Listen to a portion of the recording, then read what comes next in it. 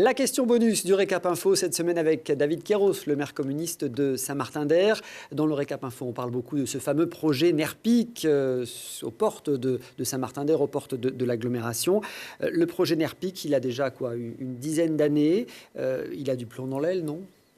Pas le projet, le nouveau, parce qu'il y a un nouveau permis de construire qui a été déposé, donc un très beau projet, très architectural, un beau projet de centre de vie, de centre-ville, donc un projet d'animation, un projet lié aux loisirs, à la restauration. On voit un peu les espaces publics et leur qualité. Voilà, c'est vraiment un projet qui va compter pour Saint-Martin-d'Air, sa structuration et son développement. Dans vos rêves les plus fous, premier coup de pioche au début de l'année 2019 ? Voilà, si tout se passe bien, effectivement, en fonction des recours, on pourrait effectivement commencer en début 2019. Il y a 4 recours effectivement qui sont déposés et qui pourraient donner lieu à une procédure. On verra ça dans les jours qui viennent.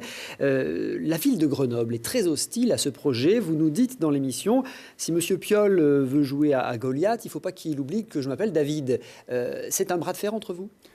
Moi, je suis un homme de dialogue. Je le répète, donc à partir du moment où on n'arrive pas à régler les choses au travers du dialogue et qu'on souhaite impliquer un rapport de force, eh bien moi je réponds favorablement au rapport de force. Voilà. Mais le maire de Grenoble, il est inquiet. Il dit ce projet à Saint-Martin-d'Air, notamment de surface commerciale, il va porter préjudice aux commerçants du centre-ville de Grenoble. Il est plus inquiet que les commerçants eux-mêmes. J'ai été amené à les rencontrer, donc voilà, l'échange a été très bon avec les commerçants de Grenoble. Eux, ils estiment, ils connaissent l'économie, d'ailleurs bien mieux que les maires, c'est leur métier. Et en fait, on se rend compte que lorsqu'on dialogue, on est vraiment à comprendre un certain nombre d'enjeux de développement et de renouvellement. L'outil commercial, c'est le vocabulaire qu'on utilise, il faut le rénover au nord-est de la métropole, c'est reconnu, et il faut effectivement, le projet NERPIC, il est vraiment dans cette lignée-là de renouveler cet outil commercial. Pourquoi Éric Piolle est aussi hostile au projet NERPIC alors ?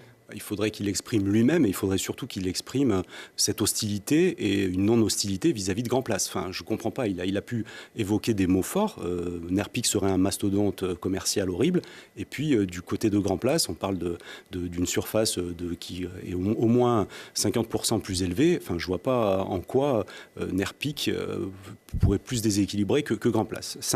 Saint-Martin-d'Air joue le jeu du renouvellement urbain, joue le jeu de bien des politiques publiques, notamment du logement. On a besoin aujourd'hui d'animation. En tout cas, les Martinérois sont en droit d'avoir un centre-ville digne de ce nom. Oui, parce qu'il y a un autre projet d'agrandissement commercial, effectivement, sur Grand Place. Du coup, vous dites quoi ? Vous dites Éric Piolle, il a un double langage, finalement Il faudrait qu'il réponde déjà sur Grand Place. Est-ce qu'il va voter favorablement à l'extension de Grand Place ? On est en droit de le savoir et j'aimerais savoir quels sont les motifs pour lesquels il serait favorable à Grand Place et pas NERPIC. Et la métro, dans tout ça, comment elle se positionne du coup ? Elle est partagée entre Saint-Martin-d'Air et Grenoble ? Elle n'est pas partagée, la métropole, enfin, tout du moins le président et puis ses vice-présidents. Ces vice-présidents ont voté les 2 projets. En tout cas, les délibérations de NERPIC ont été votées par le président et son vice-président. Et ses vice-présidents. Premier coup de pioche, si tout va bien, 2019 pour ce projet NERPIC. Si jamais les recours sont validés par la justice ? Il faut compter encore 10 mois. Il y a une loi qui indique que les recours, l'instruction par les juges à la Cour administrative d'appel de Lyon n'aille pas plus loin que 10 mois. Donc voilà, moi j'ai bon espoir qu'on éteigne les recours par rapport à ce qu'on appelle l'intérêt à agir, c'est-à-dire qu'on puisse dire que ceux qui sont des requérants n'ont pas à s'opposer à cela. Bon voilà, ça nous renvoie effectivement à la fin de l'année. Et puis si le juge instruit, cela veut dire 10 mois. À suivre donc dans les semaines qui viennent. Merci David Queiroz. Pour en savoir plus, rendez-vous ce week-end sur Télé Grenoble dans le Récap Info.